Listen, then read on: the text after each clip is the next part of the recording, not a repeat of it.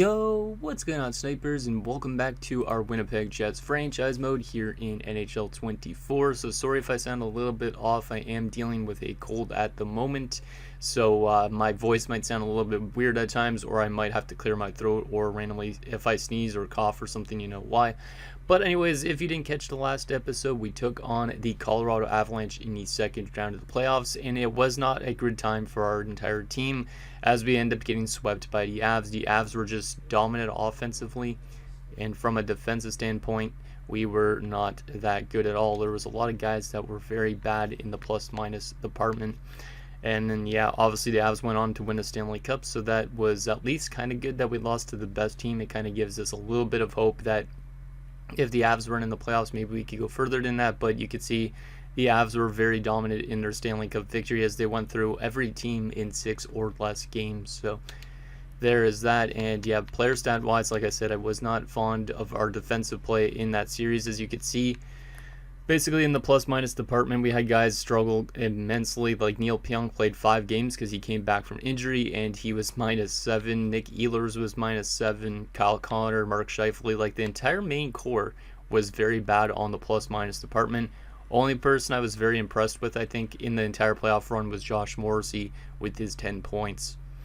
But yeah, he didn't even do that much in the second round because we got shut out, I think, in back-to-back games. And then in game 3, I think we only scored like 1 or 2 goals. But we just completely could not find our offense. And our defense was also very terrible. But anyways, let's get into our 2 comments that we got before we get into this draft in Resign Stage. So the first one is from Michael Dose, who says, "Thank you, Nick Ehlers, for getting us off the schneid, LOL." And yeah, I think he's referring to the games where, like, game 1 and 2, like I said, we got shut out. And then finally we were able to get some goal scoring ability in game 3, I think it was, or game 4. We finally started to actually find a little bit of goal scoring, but it was much too late for sure. And our last and final comment is from Pens Gaming 7, who says, "I think you need to go for a rebuild or a massive retool. This core is clearly not good enough. I would look on to move from some of the big name forwards who are known for being horrible defensively. Also hire Dave as team chef," which is kind of funny because if you guys aren't in the Discord, we have an emote that we've literally called Dave, just because he's like, I don't know, he's just got a weird look to his face, and I don't know how he even came up earlier with the name Dave. But anyways, he was saying as team chef because I've like memed the heck out of that fan in the crowds for hockey games. So, but anyways, he was saying to probably get rid of somebody on the core, and I don't know if I'm gonna do it in this episode. I probably would wait till next episode just because I honestly have no idea on who we want to move out still. But between players on the core that he's mentioning, probably Kyle Connor is one of them, Mark Scheifele would be one of them, and Nick Ehlers. So one of those 3 players probably should be leaving the team so we could kind of reshape the top 6 a bit. Obviously, I do really like Kyle Connor because he's the youngest and he's one of the better offensive players, but I do like Nick Ehlers too. Mark Scheifele is the one guy that I don't really like, but he is now starting his contract extension, so it doesn't really make sense. I feel like to trade him away year 1 of his contract extension, so I feel like we should probably be holding on to him, even though he is technically the oldest out of the bunch, and he's probably going to be the most likely to retire soon too. So we got to figure out what we want to do in terms of who we want to move out, because there is a lot of older players on this roster. You look at all these guys here, they're 28 and older, so I think we could definitely restructure our top 6 quite a bit. We could move out guys like Nemesnikov as well, who's got 2 years left on his contract. Niederreiter's a pending free agent, so we could just let him walk. Barabanov's a pending free agent. So there's a lot of different changes that we got to make with this team in this offseason and these next few off seasons to reshape our team a bit. Because if we don't get far in the playoffs, we might honestly look at starting to go more into a rebuild state where Cole Perfetti is, say, our first line center, and then we have a bunch of prospects and younger guys in the bottom 6 and all that stuff, and try and redevelop this team. I would like to still keep Morrissey here as long term as possible, but obviously if we have to trade somebody like him away, it would make sense. Vilja Heinola is another player that would probably be here as part of the retool rebuild, but I'm not too sure on a lot of other players on this team. So anyways, that is that. Let's get into our very first draft and see what we can snag up here. I did write down what picks we have. We have picks 22 in round 1. We have pick number 86 in round 3, and then 150 and 155, I think, in round number 5. So there was some prospects that we pinned, but we probably won't be able to get them because of the fact we don't have a lot of picks in this year's draft. The only way we could actually get those picks is if we actually tried to trade for those picks. So there is a chance maybe we do that, but I don't really think these guys are 100% worth it to trade up and try and get to, because who knows if they're actually low elites or not. They might be not worth it. So I am probably going to be taking Galvis with our first pick because he's a good top 4 defenseman. I think we could use some more defensive prospects, obviously. And then Aiden Irving, he isn't supposed to go till like round 5, I think it is, but I am probably going to be taking him with our 3rd round selection because we don't have a pick in the early stages of round 5 or round 4 to get him. So I am probably going to take Galveston, Irving, and then anybody else that we find interesting we'll probably take with our last 2 picks. But Aiden Irving's definitely the one I want the most because of the fact he's a low lead power forward. He's 5 years out, but still that would give us a good project player in the minors. So that's basically that. Let's get into this draft and see what we could get. And then, yeah, like I said, Resign Stage wise, we'll make some decisions. I am going to probably try and make a trade with Neil Pionk in this episode as well. So let's try and do that here at the draft and see if we could find a good trade for Neil Pionk, because I just don't think he's the type of player I want to hold on to my team with. So, because he's a little bit of a defensive liability, and he's got good value too because he's got 1 more year left on his contract. So we could get Christian Kyrou, Logan Stankoven in a 2nd round pick. That's actually a pretty solid prospect return in a 2nd rounder. Columbus is a 2nd, and Justin Danforth. No thank you, don't need Danforth. Christian Dvorak, a 3rd and a 4th. No thanks, not really the offensive guy I'm looking for. Don't want Josh Anderson for sure, not touching that contract. A 2nd, Ryan McDonough and a 2nd. McDonough a 2nd and a 2nd. 15th overall, a 5th, and Eric Shalgren. Interesting. So we get a 15th overall pick for Neil Pionk. That's more than I expected. 2 picks in Ishikov. 24th overall pick and a 56th overall pick. Kevin Hayes a 3rd in Vrana. A 2nd Chaika, who I don't think ever pans out really, in a 2nd. I do like this one from Dallas quite a bit, but I don't know how good Kyrou pans out. I know Stankoven could pan out. But that 1st rounder that's 15th overall from New Jersey is quite intriguing. But I don't really need Eric Shalgren. Like, he'd probably just get dropped. But 15th overall, is there anybody actually at 15th that's worth getting, though, at that pick? That's a pretty high up pick to give up for somebody like Neil Pionk. Let me take a look and see who's supposed to go at 15th.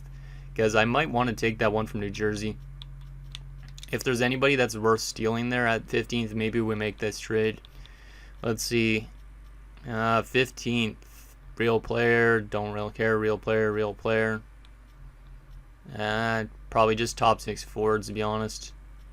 Yeah, it's probably not worth trading for 15th. It's not like it's a super good spot. I mean, we would be able to get another one of those guys we had pinned in the next round, but it would be too early to take them. So I do not think... Yeah, I don't think it's worth it. There is this guy in the 2nd round that I could try and get because of that trade, but yeah, I don't think I'm going to trade for the 15th overall pick just because this draft class isn't as strong as in the future years probably. So let's go back to find trade. I think I'm going to do that one with Dallas though, because I do like the addition of like Logan Stankoven. I think that wouldn't be a bad option. Let me look through these trades again. Yeah, I think I got to look at Dallas's a little bit. 24th is not bad either because that's closer to maybe getting a decent player late in the 1st round, but I don't know. It's funny that the Rangers want him though, since he was actually a Ranger at one point. Yeah, I think we're going to look at this one from Dallas. I think that one might be the most intriguing. We're probably going to get interrupted because Seattle's making their selection here shortly. But Christian Kyrou is a 74 at 20. That's actually not that bad. And then Stankoven's a 74 at 21.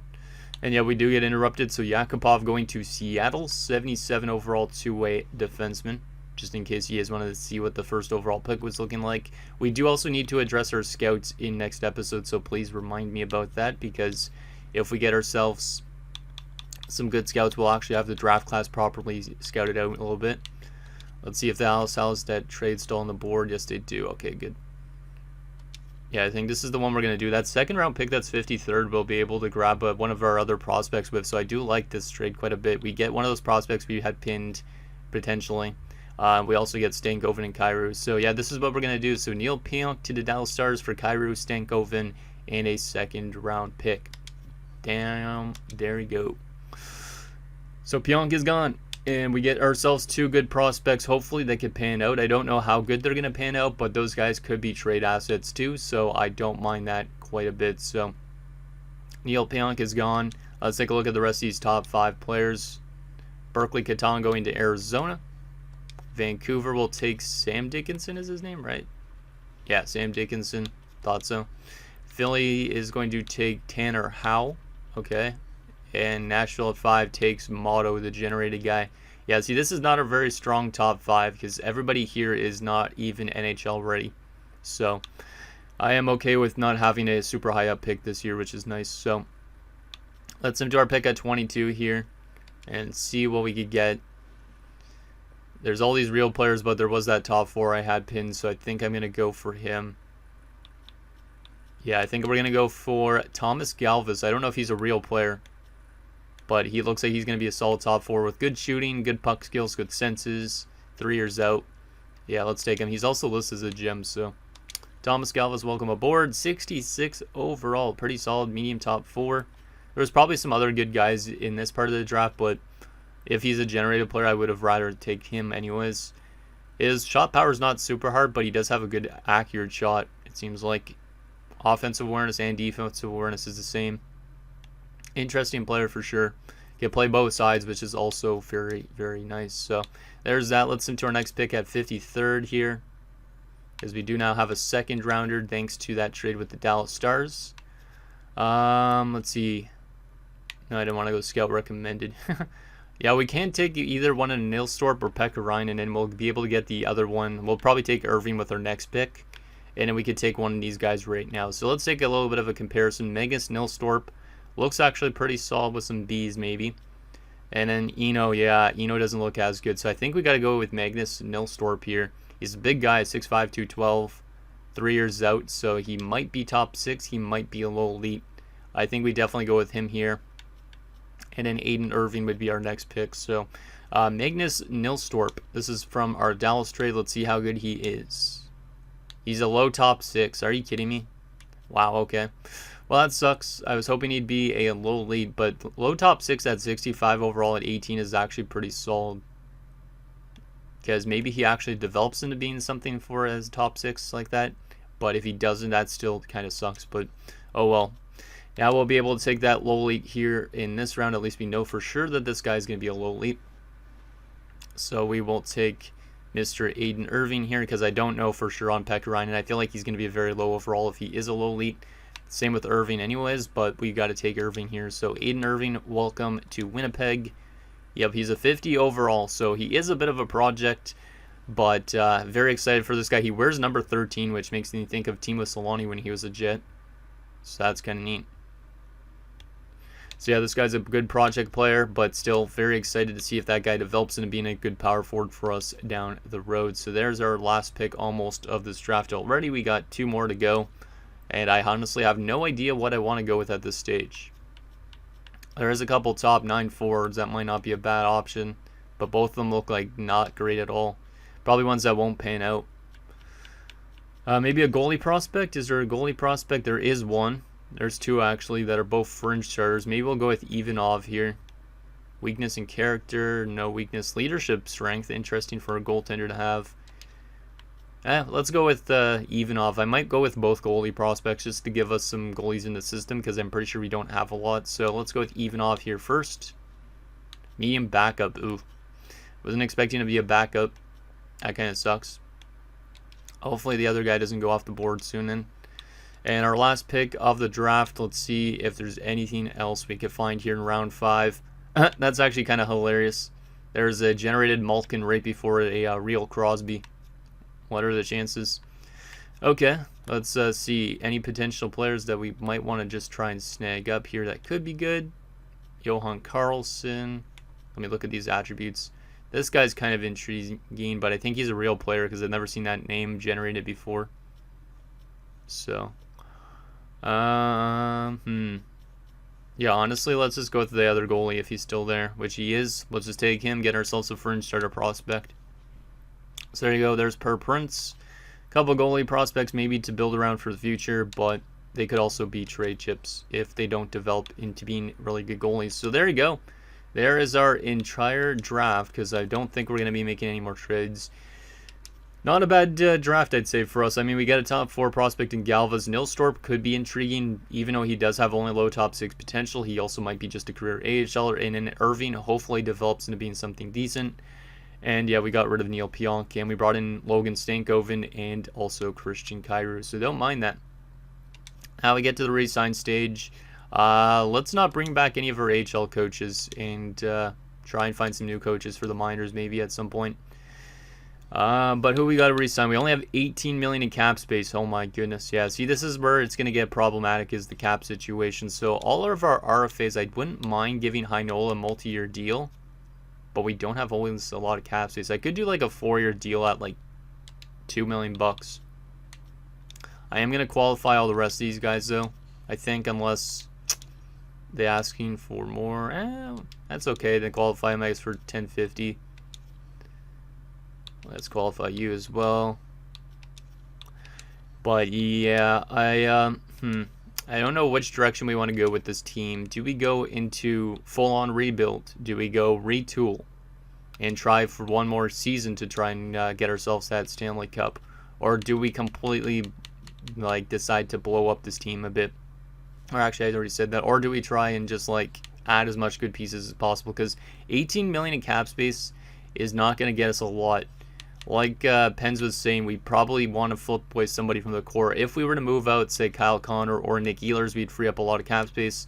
Nick Ehlers is actually a pending free agent after this season. I didn't even realize that, because Kyle Connor's got one more year than he does. I thought it was both the same. Interesting on that front. And then obviously Scheifele's extension just kicked in, which is not great. We also got Perfetti, who just got onto his extension that we gave him. A little bit of a pricey contract, but that's okay. Let's do a 4-year deal for Heinola. I think that's okay. $2.2 million. Let's give him 4 by 2. See if he'll accept that, because I like Ville Heinola. And then we will qualify these AHL goalies for now. That's good. Unsigned wise, I'm going to leave all these guys unsigned, but if you guys think there's anybody that should get a contract, let me know, because we could always give any of these guys contracts to play in the AHL right away, or we could wait 1 season. UFA wise, these AHLers like VL and stuff like that, I'm just going to let them go for now, because they're kind of pointless. Like, I mean, they do serve a purpose, but we don't really need them. Same with Colin Delia, don't really need him either. Laurent Brossoit is an interesting one. I might just let go of mostly all the UFAs. I like Laurent Brossoit as a backup goaltender for sure. He was great for us this season. But, yeah, he was actually phenomenal as a backup. It wouldn't be a bad option to bring him back for 1 year. Who else we got to bring back? All 4 of these guys. I wouldn't mind bringing back Matt Waugh for at least like a 2-year deal. Something that we could still flip away easily. So let's see if he'll accept 2 by 2.6. Dylan DeMello, on the other hand, I think he's going to get replaced by Matt Waugh, so I don't think I'm bringing back DeMello. Yeah, he's asking for more money too. So I think DeMello's definitely gone. I also think Nino's gone, because we have other guys that could take his spot. So both these two probably gone. And then Barabanov, who we traded for, I don't mind him, but I don't really know what I could give him. Let's do a 1-year deal at $4 million, see if he'll accept that. Because I wouldn't mind holding on to him over Niederreiter. Like, Niederreiter is basically getting replaced by Barabanov at this stage. Goalie-wise, like I said, Laurent Brossoit, I wouldn't mind holding on to him for 1 year if we're going to try and contend. So let's just do it. See if he'll accept that. So let's advance today and see if all those guys accept. Brossoit has rejected. Matt Roy was rejecting his. And Barabanov has accepted. Same with Heinola. Okay. So Matt Roy rejected. Let's try and get Matt Roy again. Let's give him a little bit more money this time around, like $27.50. See if he'll accept that. And Laurent Brossoit will give you a little bit more money because you're actually a pretty good backup. But like I said, we might need to make some more trades next episode to free up cap space and sign better free agents if we want to try and still contend. Or we could start blowing things up. So Brossoit and Roy accept. So yeah, these two are going to head to free agency for sure. We only got $11.89 million in cap space. These guys are all qualified, so they're probably not going to get much money. Yeah, that's good. So Niederreiter, thank you for your time here. Best of luck in free agency. And Dylan DeMello, same boat. We got to free up those cap space a little bit, contract spaces, and maybe those guys go to a team that actually could win a Stanley Cup, unlike us. So there we go. Okay. Let's into free agency portion and see what is out there for free agency in year number 1, as we get a lot of our RFAs already accepting, which is kind of nice, actually, that they're accepting so early on. Yeah, we don't need to bring back those AHL coaches for now. We can also look at a new head coach for our NHL team if we want to, but what do we really need on our roster in our NHL team at the moment? So we got our 2 goaltenders.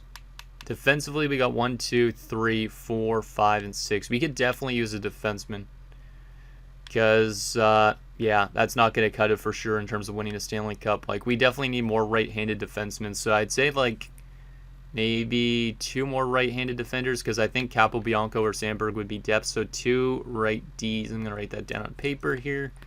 What else we got here? We got 1 forward, 2, 3, 4, 5, 6, 7 with Vialbi. 8, 9, 10, 11, 12, 13. Technically, we could use more forwards, though, I think, because our depth definitely falls off. Like, we have a good, like, top mix still, unless we trade away one of them away.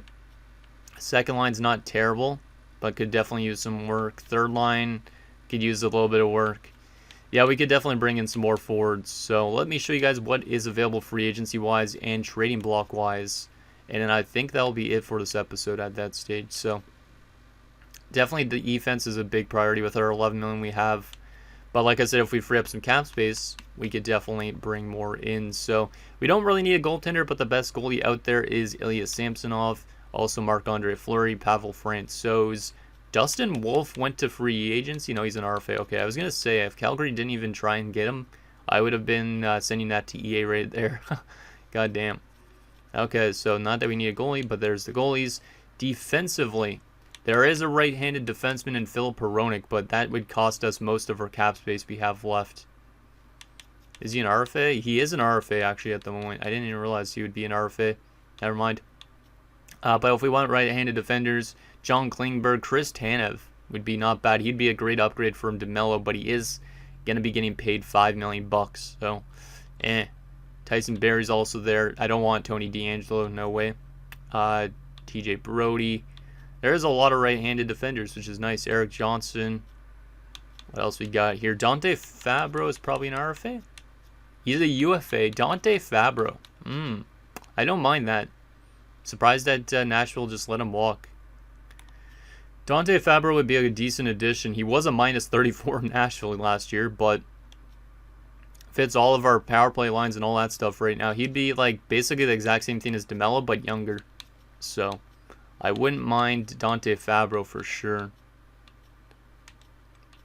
Yeah, and then obviously DeMello's back there. Alexander Carrier's not bad either. So there is Carrier. Tyler Myers, don't really need a plug on defense, but Tyler Myers is there. Sean Walker. That's what his name is. I knew it was something like that. Ilya Lyubushkin. Yeah, there's a lot of right-handed Ds, so we will be able to at least address something. Cal Foote as well for a top 6 pairing might be okay. He doesn't want a lot of money. Nikita Zaitsev, okay. Troy Stetcher, Colin Miller. Yeah, there's a lot of right-handers out there, which is very, very nice. In terms of forwards, let's take a look at each position. So, right wing-wise, the best is Joe Pavelski. A lot of old guys, Blake Wheeler. We don't need to bring him back to Winnipeg. Daniel Sprong wouldn't be bad, but we don't have a lot of cap space. Like, we definitely need to free up cap space if we want to bring in more good players this offseason. Chinnikov is probably an RFA. UFA? Come on, EA. Why are you doing this? I gotta send that over to the game to the Game Changers Discord. That is not what you want to see. Like, from a logic standpoint, why is a team like Columbus letting a young 23-year-old top 6 forward in Chinnikov go to free agency? Just why? I get that he was playing in the AHL last year, but he's 23 years old and he's an 80 overall. There must be like some bad blood between him and like the people running Columbus or something. Sokolov might be another one of those guys. Yep, another one of those guys that shouldn't be just let go to free agency like that. Must be cap situations or something, but damn. What about left wing wise? Teravainen's the best. We don't have the cap space to get Teravainen for sure. He wants $9 million bucks. Jeez. Yeah, we could definitely bring in some good players, at least free agency wise, but we need to clear up some cap space probably to get multiple in. That's Jones, okay, Grundstrom. I don't really know what we want in terms of forwards, like if we want physical players, if we want guys that can score. Like, it's going to be interesting to try and figure what we need exactly. And then center-wise, Elias Lindholm's a free agent. Sam Reinhart's a free agent. Jonathan Toews still. Not bringing him into Winnipeg, even though he's from Winnipeg. Liam Foudy. That one kind of makes a bit more sense that they would let him walk. He's an RFA, actually, so Columbus qualified him, but not Chinnikov. I'm kind of surprised about that. So there is that. Also, Joe Thornton's there, even though he's just recently retired. So shout out to Joe Thornton. But let's take a look at the trading block and see if there's anything out there in terms of stuff we could trade for. As like I said, it wouldn't be a bad idea to kind of make a big trade this offseason if we want to free up some cap space and maybe like figure that top six a little bit. Swayman's still on the block. Don't really need him. Victor Olofsson's there.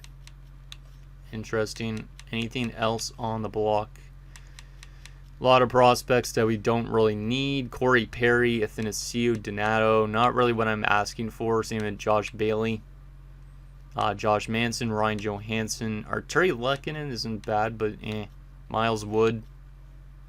Jake Beans on the block with no years left. So Columbus must be in a cap problem or something. Tied to Landria. What else we got here? Edmonton has nothing. Florida has Bobrovsky. Don't want Bob. Sam Bennett with 1 year left. Not a lot of these guys are that intriguing. Like, I want somebody that's actually a legit good top six forward. Like, Zuccarello's decent, but he's very old. Ryan Hartman isn't terrible either. Ryan Hartman would be okay, but I don't think he brings the offensive punch. That's not a bad contract for an 85, but he is getting older too. A lot of players in Minnesota. Yes, they're trying to free up cap space because of that Ryan Suter contract thing from buying him out. Anybody else interesting? Because I'm not really seeing a whole lot on the block here. Barclay Goodrow. Okay. Claude Giroux and Tarasenko. Geez, the Sens re-signed Tarasenko, but they immediately want to get rid of him. Travis Hamonic, Artem Zub. Claude Giroux, Claude Giroux in our top six would be great, but it doesn't really fit our system. Tarasenko is signed for too long term, in my opinion, but he'd be great as well, but not sure if that's what I'm asking for. Travis Hamonic, he is from Winnipeg, which is interesting, or he's from Manitoba. So it would be interesting to bring him to his home place to retire, but we don't necessarily need somebody like him, I don't think. And then Zub as well. So there's that. Philly, nothing there. Pittsburgh, nothing. San Jose, nothing. Seattle, Jamie Alexiak. And not really at that overall, no thanks. Anything else intriguing? John Tavares on the block, but that contract would pretty much eat up all of our cap space. Calle Jarnkrok, Max Domi, David Kampf. But John Tavares would be kind of funny to bring in, but I don't think it's worth it. I think they're probably trying to free up cap space so they could bring in, maybe they're going into rebuild territory. I don't even know. With Austin Matthews and all that. Yeah, there is some intriguing players, but at the same time, I don't really know if they're what we're looking for.